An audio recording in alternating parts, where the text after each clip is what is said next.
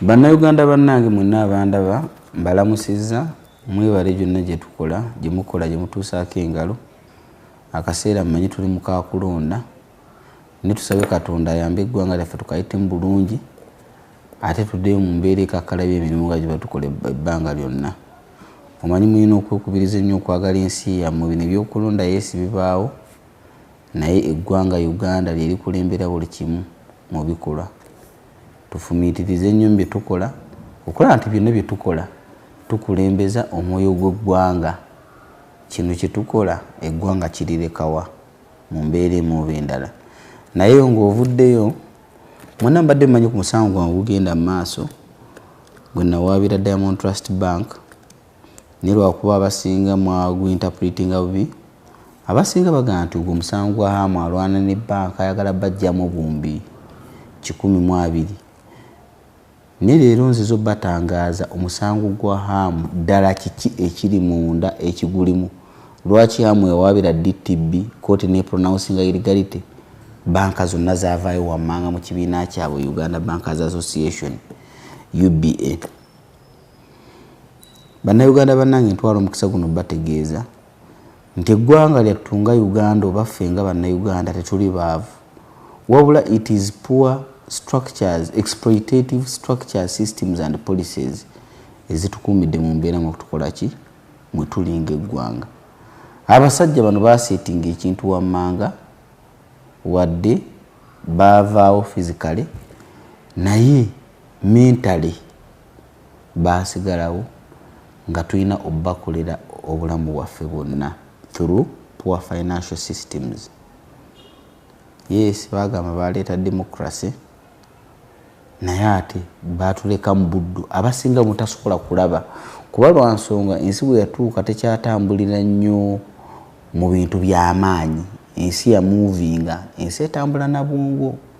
Kyova olaba nabawaayo ne bayo ne bawandiikira akatabo nti success and failure based on reason and reality, because the gap between success and failure is reason based on reality. Omuntu Katonda wamuwa obusobozi obufumiitiriza buli kimu akitegeera. Kale natwala obuvunaanyizibwa n'enfumiitiriza ku nsonga eno gye mbagamba ey'obunyuunyuusi naddala okusinga mu banka zino engwira. Mwe temwebuuza waaki mwenna mugenda ne mwewola mu banka naye olunaku lw'otwala ekyapa ky'omu banka lwe lunaku lw'okiruuzinga. Waaki mubeera nga mukola emirimu gya njawulo, omu n'abeera nga musuubuzi, omulala n'abeera nga mulimi, omulala n'abeera nga muzimbi w'amayumba, ne mwenna ebyapa ne babitwala oba ne mulemerwa okusasula. Mwaba abatalina busuubuzi buddukanya bizinesi oba structures zibalemesa okukola okulaba nga mugenda mu maaso. Sajja bano basetinga structures nga tulina bakolera paka kufa, naye nga kisinziira ku kufumiitiriza okulaba nga osobola okutegeera ebintu. So munnayuganda munnange gwandaba mbadde nsaba obikulu obwongo oleme gamba bugambi ono Ham agamba. Kyomanyi tulina obuzibu bungi nnyo mu Uganda naddala an element of ignorance. Ekyobutamanya ekikulembera obutamanya kwe butamanya nti tomanyi. Ne buli w'obikulu obwongo ne weewa chance okutegeera oli kyagamba like good listening skills. Yoga ne Ham abadde aga n'osooka n'okiwuliriza naawe kuba sikutegeera naawe n'okitwala mu bwongo n'okiprocessinga n'olaba ng'okijjamu omulamwa. Kyenkusaba kyokka ekyo. Mbadde nsaba ofumiitirize ku bintu bino obitegeere. Abasajja bano structures zaabwe ekisooka nabagamba wali wammanga nti bajja wano n'obusente butono biliyoni nga 10 oba 5 nga ba investor ne bateeka 25 billion with BOU nga security ne bakola structures za banka. Bakola structures za banka zino ffe ne tuteeka mu savings and deposits which becomes the core capital of the operating capital. Ate sente era zipatowola mudda kitegeeza bakolesa sente zaffe, ekyo nakibagamba. Naye ate kyannaku nti amagoba gonna ge bakola profit repatriation sente nga bazifulumya ki eggwanga.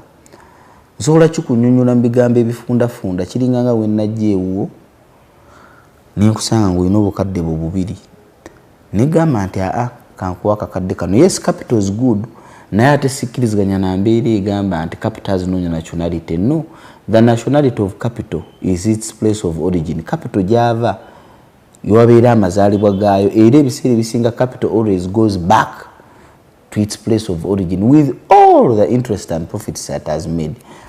Ne kati wano kikyukamu wano ewaffe nti oli akusanga ne miliyoni zo 2 nagamba miliyoni yino ngikuwadde nagamba ojja kumpanga emitwalo 5 omwaka gugwo kunaatwala 5 myaka 4 miliyoni ze 2 abeera azitutte ezizo nagamba nezange zireeta awo atwalira ebintu byo ne obuzibu buliwa nti bakwata sente zino zonna bakusanga na zibbiri zonna ne bakukumba ne bazifuluma eggwanga singa baali bazirekamu osanga zaali badde zikola impact tubanga bongerako ne bajja ne capital ne bongerako kugamba banka zaabwe era gavumenti yalitaddewo omulamwa n'ebeera nga banka zino zirina okubeera capitalized up to a certain extent within lines and perimeters of developmental reasonable financial terms si bino kati bye bakola wano wammanga kati abasajja bano ekisinga ennaku nga bamaze okukola profit repatriation yonna ate ne batugamba we are inferior ate tuli inferior ate tuli baavu we are not poor we are simply being overexploited wogenda mu mawanga gaabwe ag'ebweru capital has less value kuba ffenna tukimanyi nti mu mawanga ag'ebweru interest rate ogisanga eri 1% and below 0.5%. kati tosobola kuŋŋamba nti nzaali wano asobola n'okuwa 30%, 25%, 30%, 20% nti ndi mwavu. Mba siri mwavu, sente zange gwaba azikola ki? Gwaba azitwala. Ate saagala mufune bubi nti have something against bagwira. Nedda. Kuba abasajja bano oluusi baleeta sente. Ate si bonna nti babi. Ne tuzikolesa tundanga eggwanga likulaakulanye. Nekyensaba oba kyetusaba mu kyo nti let us have banking reforms. Ffenna tukulaakulanire wamu. Ofune nga nange nkola ki? Let us look for fair trading deals. Nebbo nekyo tulaba obulabe nga tukulaakulana tebakola ki? Tebakyagala. Ekintu kyensanga nga si kya buvunaanyizibwa ate nga kya bukenuzi na kunyonyoota bunyonyoosi. Kubera gavumenti omulanga ekole banking reforms. Nze hamu kama kwogera kintu kino nakiraba nkimanyi nti gavumenti erina structures 3: judiciary, executive ne legislature. Ningina nefayiri omusango gwa illegality waliwo nnyini we bayitira kuba lwa nsonga abantu bano si buli sente ate actually ng'oggyeko zino sente ze baleka mu banka balina sente ze bakwata ne baleeta direct nga tebasudde na misolo ne bazireeta mu ekonomi eno zo zijjanga lweyo kuba zijjira nazo ne zikola amagoba nga ne kulada ya Bank of Uganda teziriiko wabula ne zifulumya obusente bwaffe bwonna obutonotono obulimu bunaona ne babuza ki ewaabwe ntusigala nga tuli mu nnaku. We are not poor, we are simply being overexploited. They prosper at the cost of our hardship struggle and struggle. Ekintu kya nnaku nnyo naye kituufu. Bank of Uganda simanyi waki yavaayo nekola statement ezitali mbuvunaanyizibwa ku musango gwange amaze okuwangula illegality negamba nti yo si buvunaanyizibwa bwayo kukola ki? Kuregulatinga sente zino. If Bank of Uganda does not hold the obligation to monitor the monetary policy in a country, then ebeera ekola kiyonga banka. Kibi nnyo naye kituufu. Naye nze hamu kamwa kwogera nga nkulembeza okufumiitiriza nakwata abasajja bano ne mbatwala mu kooti. Nabatwala ku kintu nga kiri very straight nga tebalina we bakiyita ekya illegality. Sayina kutwala banking industry yonna nayina kutwala ogwo nkyuse structure yonna nga weetambula kuba nkuba kino ekintu kimu. Era abasinga bagamba nti omusango gwa Hamu mbasekeredde. Guno musango si gwa Hamu. Guno musango gwa kutereeza ggwanga nze siri after 120 billion kuba alhamdulillah Katonda zo sente yazimpa. Ezo n'embeera sizifunye nanja sigala ndi mugagga. Naye ekigendererwa kyange mu byo njagala okulaba nga kiki enkoze wammanga wonna bawandiikira akatabo okulaba nga nkyusa mindset y'abavubuka bannange kiki esobola okukola wammanga okulaba nga nnongoosa ku nnyingiza yaffe ng'eggwanga tukulaakulane ensi tuleme giyitamu buyisi ng'abaatusooka. Kyova olaba nnwana nnyo okulaba nga nnyimirizaawo omusango ogwo naate gulina okuyimirirawo kuba guli within their structures nga nabagambye nti ennaku zino ensi yakufumiitiriza. Kino kye nnakola n'omusango gwe nnawaaba waffe ate nkulayirira nebakola ki tebalina baguyita kuba an illegality is an illegality. Fe court to pronounce itself on an illegality negifuula legal then court nyine ebeere breakings eba evuddewo. bannayuganda bannange bonna tukwataganyize wamu ate omusango guno mbasaba ekintu kimu mugugoberere tulabe nga teguli munze wentuukidde okuvayo okukola vidiyo eno nyinza okulaba nga n'obulamu bwange bwennyini buli matigga kuba bwebamanyidde ddala ffenna tutufumiitiriza era batutwalira wamu nti abo bandowooza naffe naye bannange mwenna mbabuuza mu ddoboozi limu kituufu nti ffenna tetusobola kufumiitiriza ffenna tuli basiru nga bwe batutwala kati nfunyeemu okutya nti obulamu bwange buyinza okuba nga buli matigga ku kintu kino ekinene kyenguba kuba kino ekyayirigale tekimala okuyiika kiba kiyiye sisitimu yonna kyenkana interest rate eba egenda kukka wansi dollar rate zonna zijja kukka kuba tuba tubajje kabalaza webatambulira mu illegality comfortable netubagamba tuba mwagala okukolera wano sente muzireete muziteke mu main structure ne bannayuganda bonna basobola zifuna bakole ebintu ebigasa eggwanga nga tugamba nti twagala genda byabulimi tukole integrated agro processing plant tubeere nga tusobola okukwataganya bano abavubuka kati abasinga obungi mu ggwanga ffenna tukimanyi nti 80% abavubuka be basinga mu Uganda, they are almost close to 80%.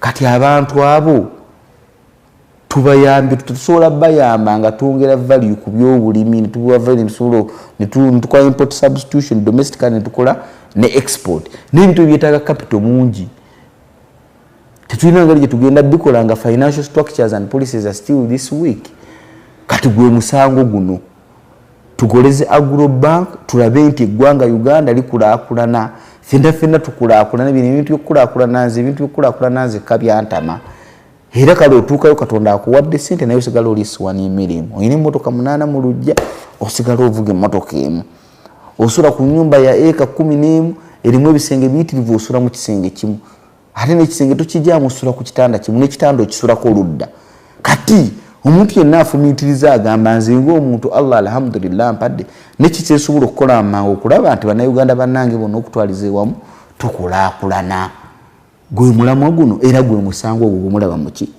mu kkooti tebabalimba tebababuzaabuza mwebuuza ekintu kimu hamu waba yaloopa DTB waki banka zonna zivudde wammanga okujja ate omulwanisa lwa nsonga nnyina kyenkutte kinene kya ggwanga ddamba guno gwe musingi gwe tugenda okutandikira okulaba nga tukulaakulanya eggwanga ffenna tusobola kubeera byabafuzi nze ni musajja musuubuzi naye kyeneebuuza buli kanaku ki kyensobola okukola mu busuubuzi bwange okulaba nga nsitula eggwanga Uganda ffe capital eggwanga lye tuyina kikyokola wamangu okulaba nti okulaakulanya eggwanga lyo Uganda muyitiriza okwagala ensi yammwe ate ffenna tukitegeere nti buvunaanyizibwa bwaffe okukulaakulanya ensi eno ate ffenna tulina okukola bino ebyokubeerawo n'ogamba keera tokola musiba ku Facebook muli ku WhatsApp social media efuze social media tulina okulaba nga tukulaakulana naye wammanga muteeka okubeeramu emitwe emikulu egigenda negiraba nga gicreatinga structures zino kati ng'eza agriculture abantu basobole okulima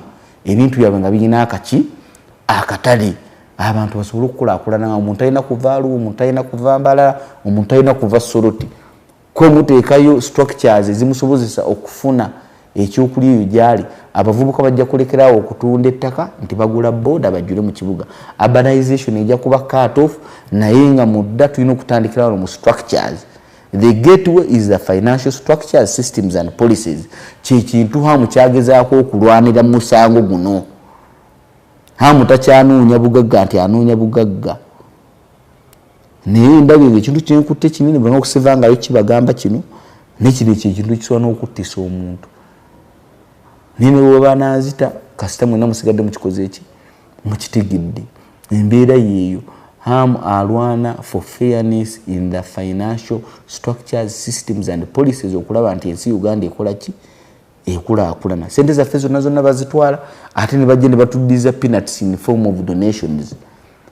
Tetulina kuweebwa omuntu Katonda yamukola nga alina amagulu n'emikono asobola okwategana amawanga gaffe kati nga Uganda tulina good climate and fertile soils katwegaseeko ne young energetic robust population ng'obikwataganya bino ebintu bisatu tusobola okukola n'ekintu ne tubeera nga tufiidinga ensi competitive ebintu ebikwatagana na agriculture ne structure ziteekwa okuba nga nnuŋŋamu we tutandikira kubeera nga tulina economic independence and independence of the judiciary.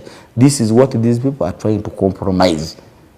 Netukwataganya wamu tulabe nti omusango guno mwenna mugugoberera n'ebintu wammanga byonna byetukolera bannayuganda bakubira omulanga mukulembeze omutima gwa ggwanga kabeere kalulu. Manyi kati saawa tuli mu kalulu ne regardless of omuntu gwowagira naye byonna bye babannyonnyola kulembeza omwoyo gw'eggwanga mu kino kyenkola oba kino eggwanga lyange Uganda wakati lisigaddewa kuba eggwanga ddene okusinga ffe abantu tujja kufa tuggwewo ate tulirekewo naye tuleme kufa kuliyita mu buyisi tubeere nga tulina omusingi gutongedde ku ggwanga lyattu Uganda. Katonda atusaasire.